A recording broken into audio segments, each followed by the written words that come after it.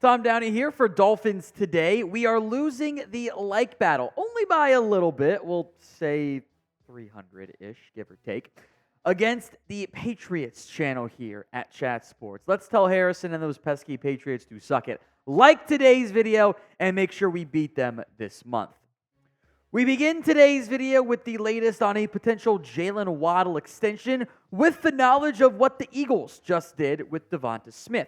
Barry Jackson reporting that Miami does want to keep Waddle in Miami after the large extension that Devonta Smith got that does help set the scene and the stage and the benchmarks for Miami to potentially and eventually clear to pay Jaylen Waddle.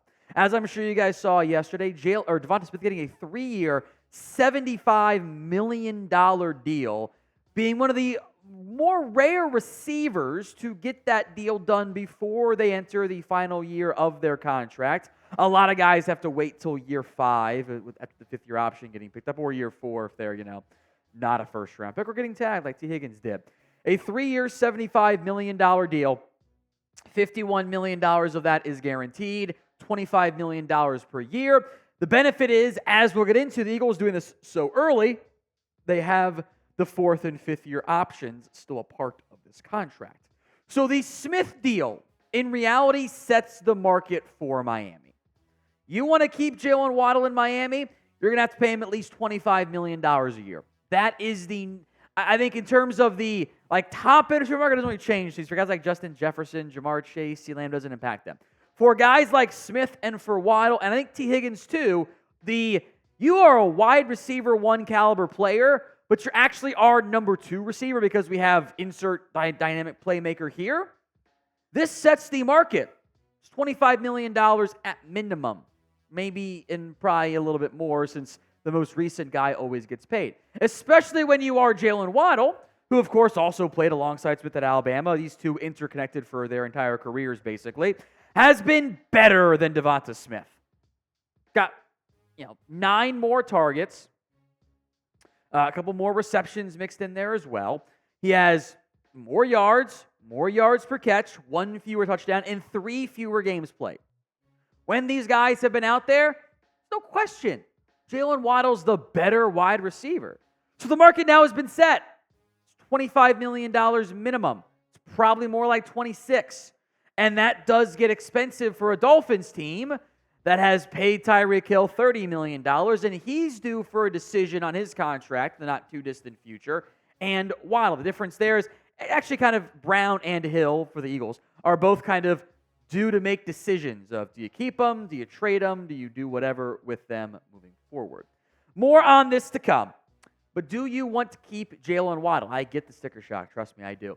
Y for yes, N for no. It is the pinned comment on this video. So if the ad comes on YouTube, take advantage of it. Go vote, Y or N. This deal will be expensive. I mentioned the sticker shock. It's real. I get it. It is how the NFL operates. The salary cap goes up by such significant figures each year that it kind of takes us a little bit to accept that, okay, wow, these numbers are getting higher and higher and higher. However, especially because you still have Waddle under contract this year and next year, you can structure it in a way to help out your salary cap space, even if you don't want to go as extreme as what the Eagles like to do. Here are, per over the cap, the Devonta Smith cap hits per year. He makes $8 million this year, actually dips down to $7.5 next year, $10 million in 2026, $14 million in 2027, almost $21 million in 2028, and then there's a bunch of void years in 2029 that carry $35 million in dead money. Now, I don't want to have to pay $36 million in dead money at that point. However, the way the deal is structured, the Eagles would likely cut or extend Devonta Smith before that void money ends up getting owed and they get out of the contract and don't have to pay it all out. Or they extend him and they push that money off into the future. So for a $25 million a year deal, with the way the deal is structured, you never actually pay Devonta Smith that. Because new money versus the years left on the contract. That's why you always do the new money. It's how teams judge extensions. But by doing it so early, you make it actually very affordable. very affordable.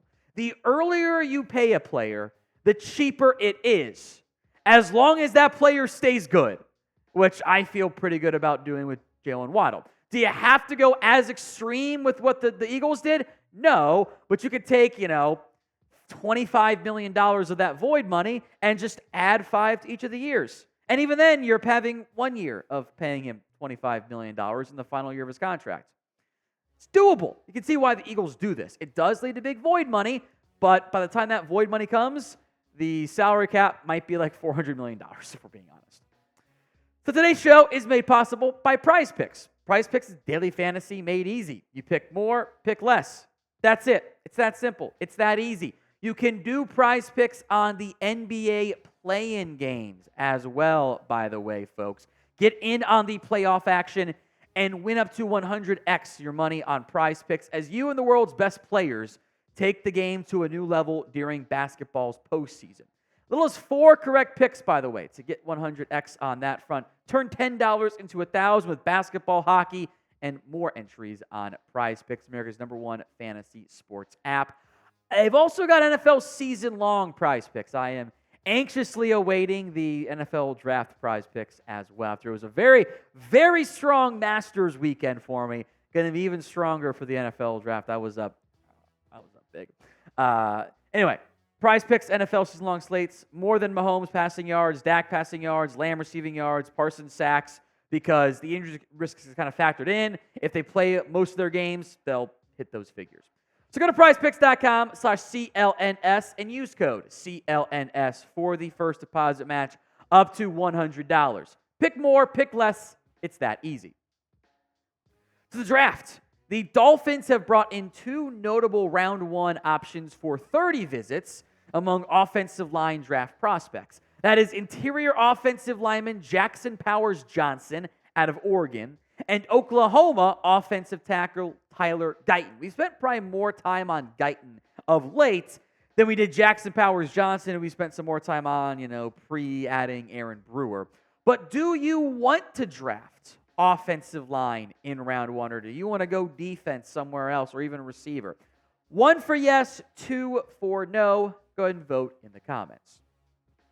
Now, the Dolphins' O-line depth chart currently sits like this. I think you've got 3 locked and loaded starters and a halfie that I'll call Isaiah Wynn, where he's probably going to be a starter, but, it's not the worst thing in the world to find an upgrade there. But Aaron Brewer will start at center. He can play guard, though. It's that right guard spot. Robert Jones, Lester Cotton, maybe you try Jack Driscoll there that I'm not overly confident in. So Powers Johnson was a center most recently at Oregon. He has played all over the offensive line, getting snaps and or starts at every position except left tackle. Most of them at center, but 430 of them, by the way, coming at right guard as well. Even played defensive tackle in 2021 for the bowl game because of injuries and opt-outs and transfers, and played 31 snaps. Moves very well for a center. Now, we don't have the agility 40 testing in part because of medicals, which is a concern. Allegedly has a hip tear is the last thing I've heard. Little hip tear for him, which isn't necessary. You could deal with that, but it is a concern there. Hamstring at the Senior Bowl limited him. The groin issue this past year, multiple concussions. I think take your pick between Ryan Kelly and Eric McCoy for player comps. I think both those work really well. Tyler Guyton.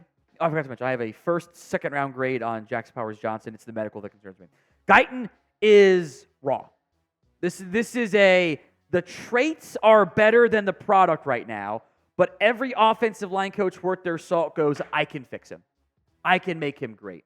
You don't find almost 6'8" humans who weigh 322 pounds with 34-inch arms who move the way that Tyler Guyton does. The relative athletic scores here from my guy, MathBomb, Kentley Platt on Twitter. You don't find these guys. Now, I think he probably needs a redshirt year. I think he needs time to kind of get in with a good coach or even trainer and go, hey, we're going to do this with your footwork and this with your hands. Get them tied together and stop making it be kind of all chaotic times. This is a maybe you try him at right guard for a year and then potentially a replacement for Teron Armstead over at left tackle. I will have plenty of videos throughout the NFL draft and beyond here at Dolphins Today. So make sure you guys are subscribed. YouTube.com/Dolphins News. Finally, the option of signing an offensive guard. It's another clear option for Miami, and that is to sign one of the veterans they've spoken with. This would be done after the draft per Barry Jackson. 3 names that the Dolphins have spoken with per Barry. Phil Haynes, they brought in for a visit. Dalton Reisner and Greg Van Roten. More on all 3 of these guys momentarily, but pick one to sign. PH for Phil Haynes, DR for Dalton Reisner, GVR for Greg Van Roten. Drop your preference in the comments section. Phil Haynes, I just don't think he's that good. I'm sorry. I see too much getting beat in protection quickly in a smaller sample size than some other guys. If you want to make him your 9th offensive lineman, I feel good about that. If you want to make him a starter, I get anxious.